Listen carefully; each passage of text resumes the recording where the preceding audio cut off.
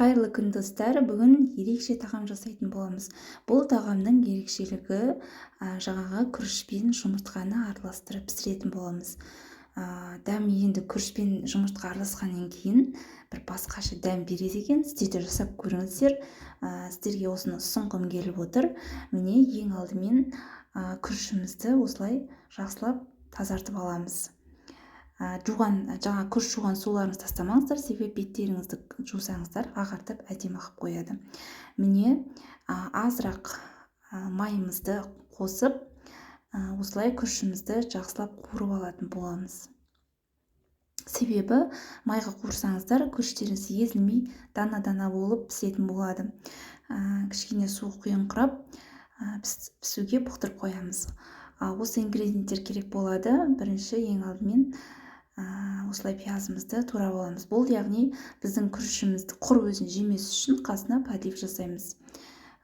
Картопымызды, үйіңізде қандай ингредиенттер бар, соның барлығын осылай ертерек тез пісу үшін, бұл тез дайын болатын тағам ғой, барлығын жұқа-жұқа етіп турап аласыздар.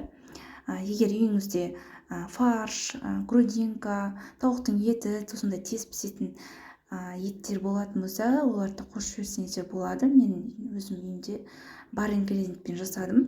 Осылай помидор, көкөністер қостым.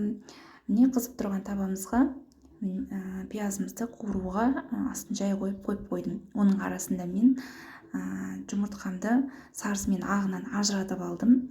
Менде 4 жұмыртқа кетті. Осылай бірінші ең алдымен сарысын қосатын боламыз.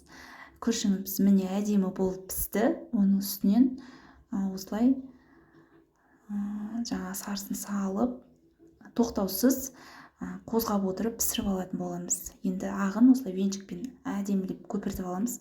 Қатты көпіртудің қажеті жоқ, осылай кішкене көбік бетіне шықса болды. Және де тұз қосамыз дәмін шығару үшін.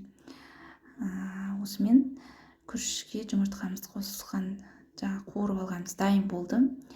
Міне енді осы жаңағы қызып қуырылған пиязымыз үстіне барлық ингредиенттерді салып, жақсылап қуырып, тұз, бұрышымызды салып, приправаларыңызды өздеріңіз қалауларыңыз бойынша, енді өзім тұз бен бұрыш жеткілікті деп есептедім. Сіздер мысалы паприка, универсальный приправалар қоссаңыздар, қалауларыңыз. Помидор барлығын қосып, кішкене су құйып демдеп пісіріп алдым.